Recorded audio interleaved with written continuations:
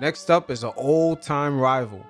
And we're going to have to claw and fight and do all the sneaky shit to try to pull off a win against this team. And that's the Miami Heat. And what does good old Pat Riley got cooking down in Miami? Boy, Pat Riley be working his players harder than North Korean soldiers, man. I mean, goddamn, Pat, you got the technology down there, but you got boots on the ground. Fuck all that, right? He had Jimmy Beans, man, looked like he was about to Drago himself in the finals.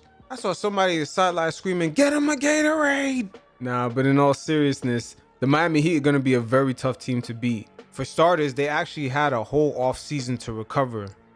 So unlike last year when they just played in the finals in the end of October and then they quickly had to readjust and get ready for the start of the season by the end of December, they didn't really have that much recovery time.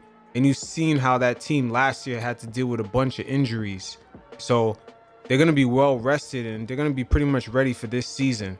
And plus, the addition of Kyle Lowry is actually a missing piece that they needed, which takes a lot of pressure off of Jimmy and Bam.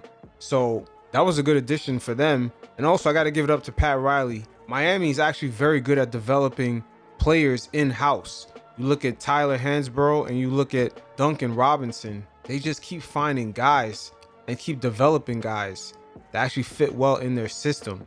And sneaky ass Pat Riley was able to steal PJ Tucker from the Milwaukee Bucks, which is probably the biggest mistake of the NBA offseason, is the Bucks letting him slide. That didn't make any sense. But the Miami Heat are going to be a much improved and much well-rested team coming into next season.